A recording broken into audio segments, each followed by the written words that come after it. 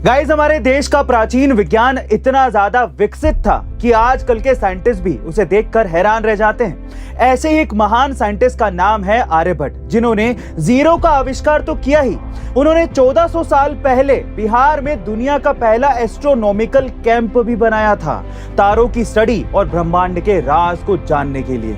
इस जगह का नाम अब है तारेगणा, जिसका मतलब है तारों की गणना।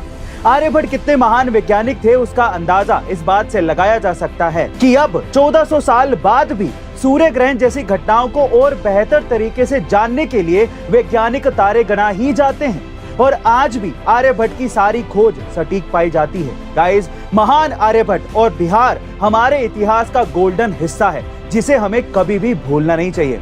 आपका इसके बारे में क्या ख्याल है, कमेंट सेक्शन में जरूर लिखेगा। गाइस, अक्सर हम ऐसी जगहों पर जाते हैं जहां पर नदियां हो, ताकि हमारा मन शांत हो सके, नदियों के ठंडे पानी का हम लोग मजा ले सके।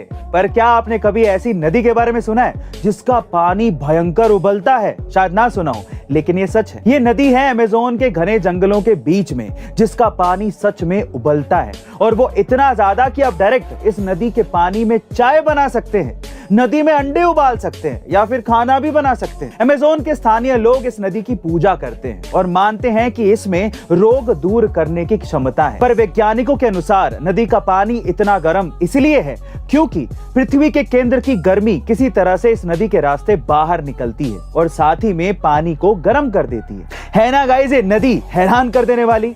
गाइस, ये हम सब जानते हैं कि अंग्रेजों ने भारत पर 200 सालों तक शासन किया, पर अब ये पहली बार हो सकता है कि एक भारतीय पूरे इंग्लैंड पर शासन करे।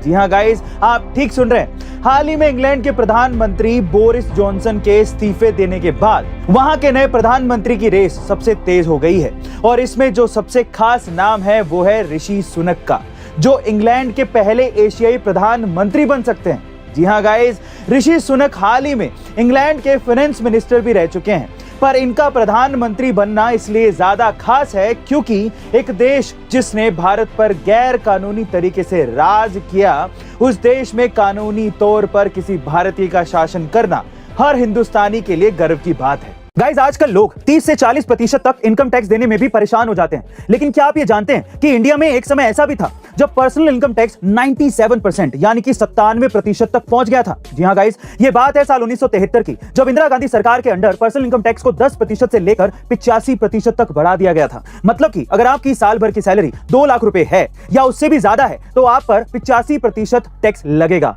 इसके अलावा इस पर 15% का सरचार्ज भी अलग से, यानी कि 85% का 15% और कुल मिलाकर 97.75% टैक्स आपको देना पड़ता था। दरअसल सरकार ने यह डिसीजन गरीबी हटाने के लिए लिया था, लेकिन यह आइडिया इतना बुरी तरीके से फेल हुआ कि लोग अपना पैसा बचाने के लिए टैक्स फ्रॉड करने लगे, और जब सरकार को अपनी गलती का एहसास हुआ तो अगले साल से टैक्स रेट को कम करके 75% कर दिया गया। गाइस, क्या आप इससे पहले तक ये इंटरेस्टिंग फैक्ट जानते थे? और अगर नहीं तो कमेंट सेक्शन में जरूर लिखेगा, और ऐसे अमेजिंग वीडियोस के लिए शेयर, सब्सक्राइब एंड लाइक। मिलते हैं अगली वीडियो में।